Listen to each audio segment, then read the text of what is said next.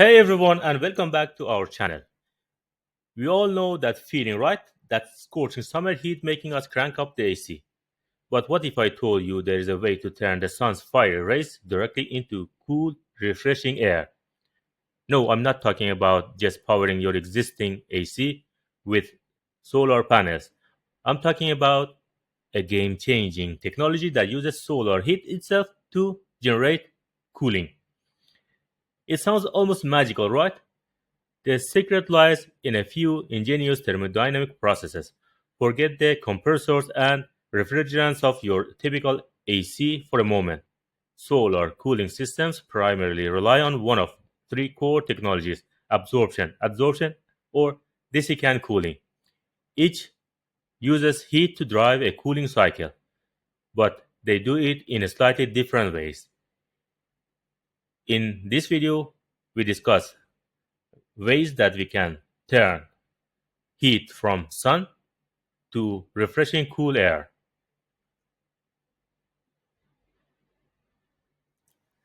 Let's start with solar absorption chillers. These are like the sophisticated older siblings of solar cooling. They use a pair of substances, a refrigerant and an absorbent. The most common combination for comfort cooling is lithium bromide as the absorbent and water as the refrigerant. Here is the simplified breakdown. First, heating. Solar heat. Solar heat is used to boil the water or refrigerant out of the lithium bromide solution in a component called the generator. Second, condensation. The hot water vapor then moves to a condenser where it cools and turns back into liquid. Third, evaporation, cooling.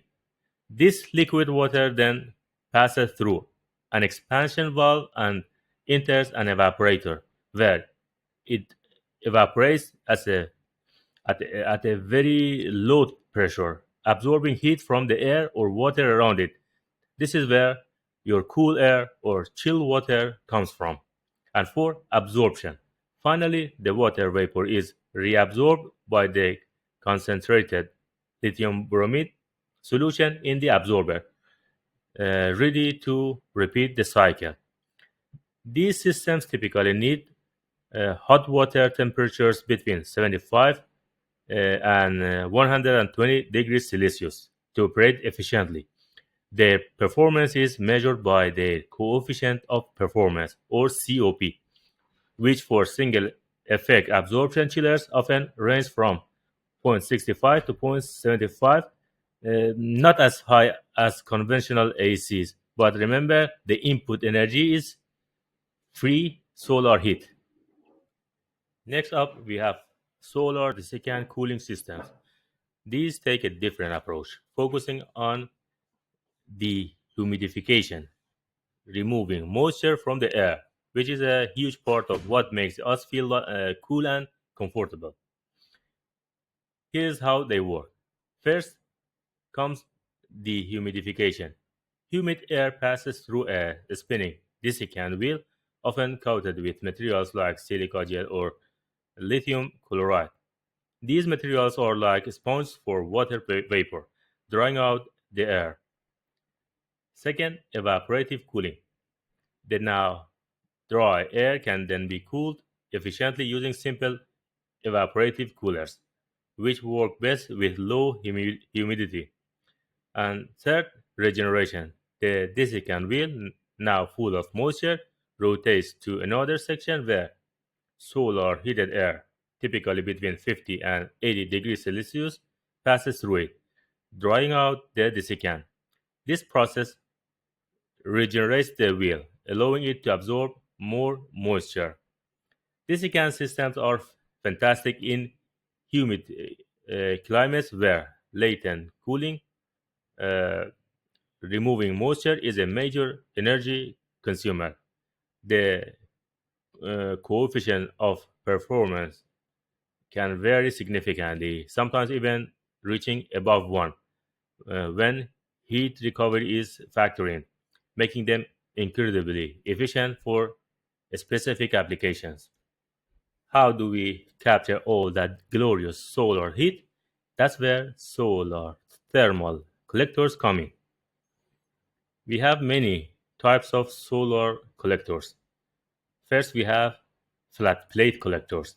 These are the most common, like a dark box with a glass cover. They are affordable and work well for temperatures up to around 100 degrees Celsius, suitable for many desiccant systems and some single effect absorption chillers.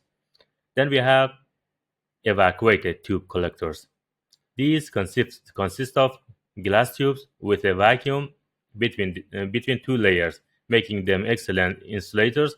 They can reach higher temperatures, often over 100 degrees Celsius, making them ideal for uh, absorption chillers, especially in colder or cloudier climates. Though they are most expensive, they are more expensive than the flat plates. And finally, we have concentrating collectors for double effect absorption chillers or larger industrial applications requiring very high temperatures. Systems like parabolic screws focus sunlight onto a receiver pipe. These are powerful systems but more complex and require tracking the sun. The sun doesn't shine 24/7, right? That's where thermal energy storage becomes crucial. It allows the chiller to operate even when the sun isn't out, like at night or on cloudy days. We have many systems for storing sun's heat. For example, sensible heat storage is the simplest method mm, is storing hot water in large insulated tanks. The water simply gets hotter, holding more energy. Another method is latent heat storage. More advanced methods use phase change materials or PCMs. These materials store and release large amounts of energy as they change phase, say from solid to liquid, at a specific temperature. Think of it like a reusable ice pack, but for heat. PCMs can significantly reduce the size of your storage system. Finally, we have thermochemical storage. This is a cutting edge area of research where energy is stored in reversible chemical reaction. It offers very high energy densities, but it is still largely in the experimental phase for cooling applications. While this system may look incredibly promising, solar cooling isn't without its hurdle. The first problem is initial cost. These systems can have a higher upfront cost compared to conventional ACs. Another problem is space requirements. Solar thermal collectors need significant rooftop or land area. Another problem is intermittency. Managing the variability of solar energy requires effective storage and often a backup conventional system. Uh, And also, we have the problem of COP. Their coefficient of performance can be lower than vapor compression systems, meaning they need more input energy to produce the same cooling effect, even if that energy is free solar heat.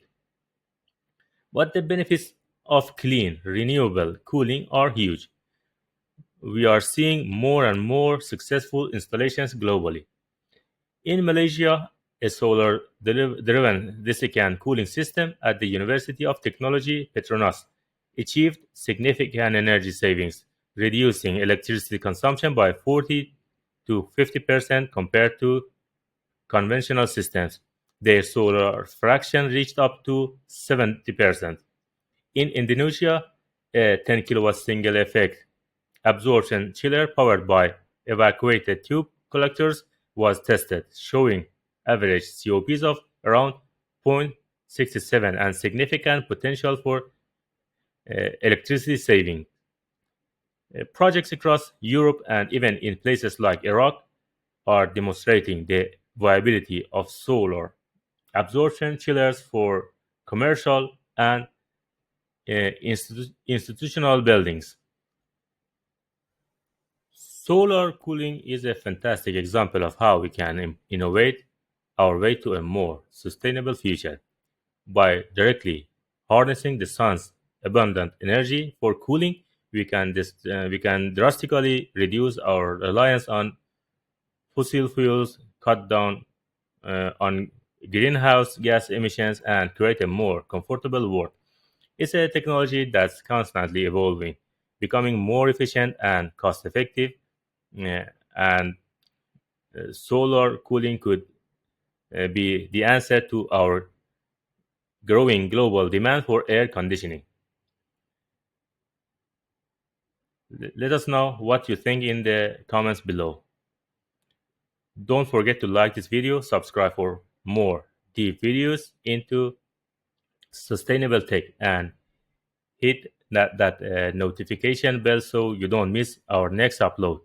Thank you for watching, and we'll see you next time.